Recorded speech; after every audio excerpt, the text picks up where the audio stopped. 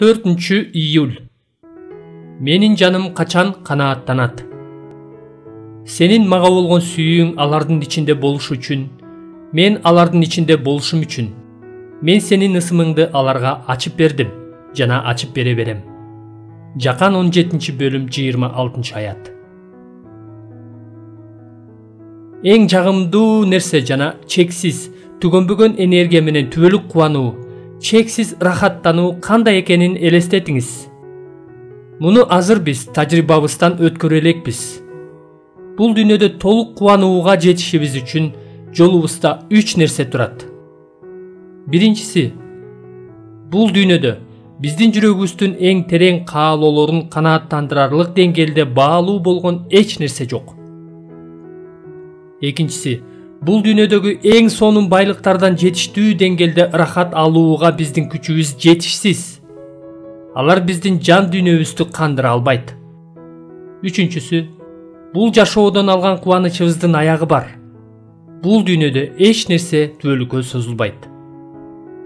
Бирок, эгерде Жакан 17-бөлүм 26-аяттагы Ыйсанын максаты ишке ашса, анда мунун баары өзгөрөт. Ал атасына биз үчүн мындай деп сыйынат: сенин мага болгон сүйүүң алардын ичинде болуш үчүн, мен алардын ичинде болушум үчүн. Мен сенин ысымыңды аларга ачып бердим жана ачып бере берем. Кудай уулун күнөөкөрлөрдү сүйгөндө сүйбөйт.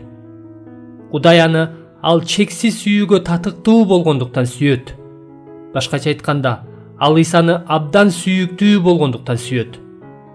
Кудайдын уулуна болгон сүйүүсү бул Кудайга толугу менен жагымдуу сүйүү.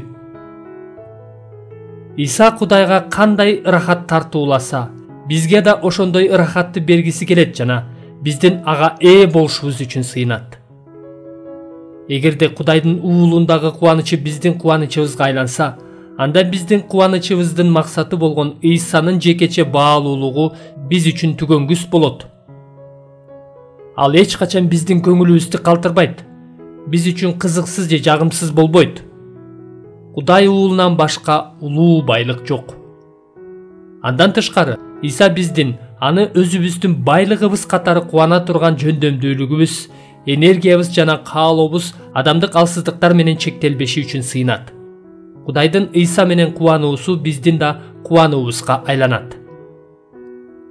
Кудайдын уулундагы кубануусу биздин ичибизде болот жана биздин кубанычка айланат.